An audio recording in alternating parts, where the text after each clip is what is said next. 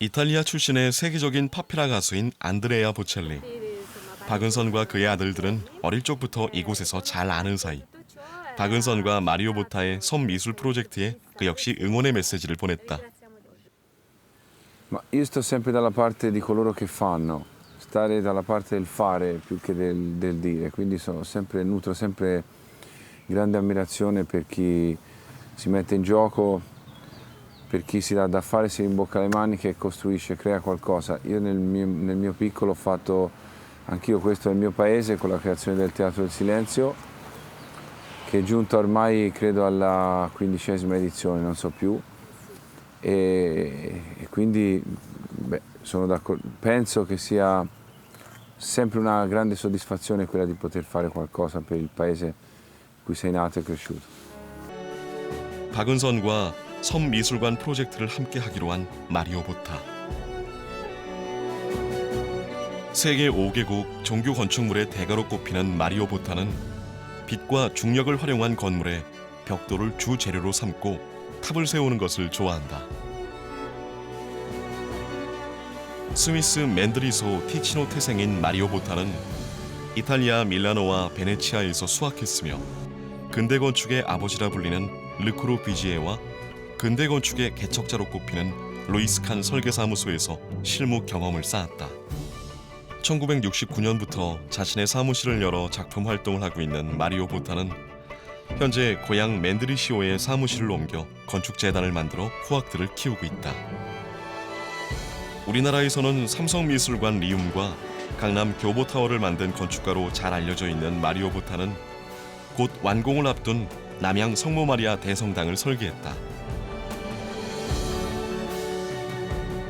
2,500명을 수용할 수 있는 이 대규모 성당은 언덕과 언덕 사이에 위치해 1층은 땅의 일부처럼 푹 파묻혔다.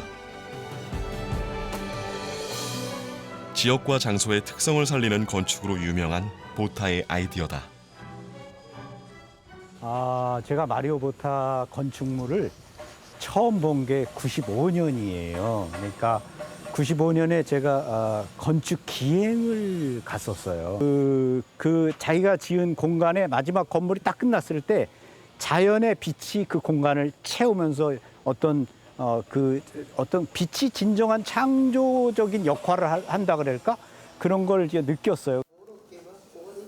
서로의 작품 세계에 반해 친구가 된 박은선으로부터 신안 섬 프로젝트 동참을 권유받은 마리오 보타는 흔쾌히 자은도를 찾았다. Dunque, io sono stato a visitare il luogo, ho visto questa parte di mare molto bella, molto seducente, con le passerelle che si stanno realizzando per andare da un'isola all'altra, e ho visto questa zona che è in contiguità col villaggio.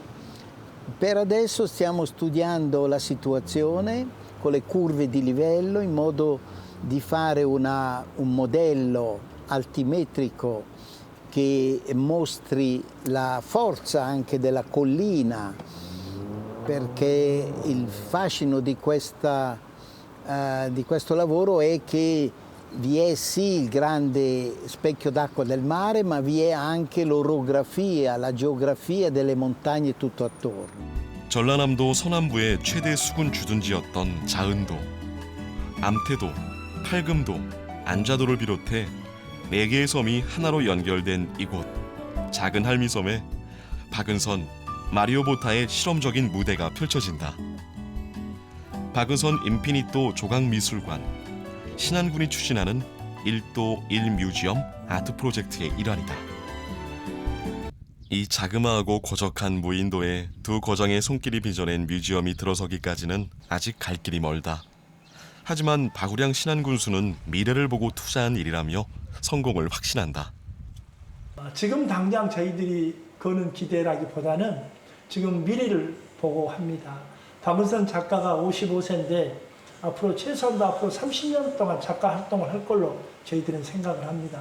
그러면 내가 보기에는 아시아에서 한국의 최고의 조각가가 되지 않을까. 그렇다고 한다면 우리 자은에 있는 박은선 작가의 조각공원 그리고 미술관은 정말 이 시대를 살아가는 모든 사람들에게 가보고 싶고 또 영감을 주는 그리고 또 그 주변 여건이 수백만 평의 해변과 또 작은 섬 2개에 펼쳐진 사실은 몇백만 평의 자연 공간과 함께 펼쳐지기 때문에 박은선 작가의 지속적인 노력, 또 지금까지 쌓아놓은 본인의 그런 업적과 함께 이 미술관이 목포 서남권 전부에 새로운 미술적인, 문화예술적인 기반이 되지 않을까, 그렇게 지금 저희들이 생각을 하고 있습니다.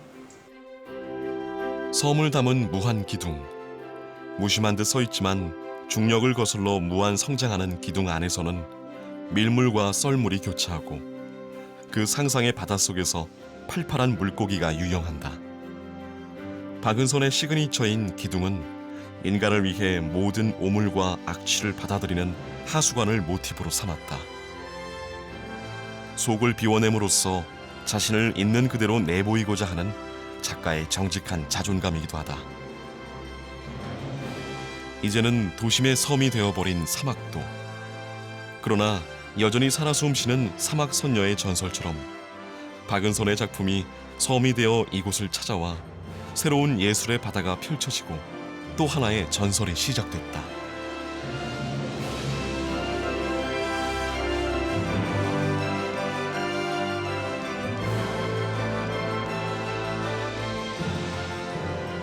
마침내 그 섬이 바다를 건너 우리에게 오고 있다.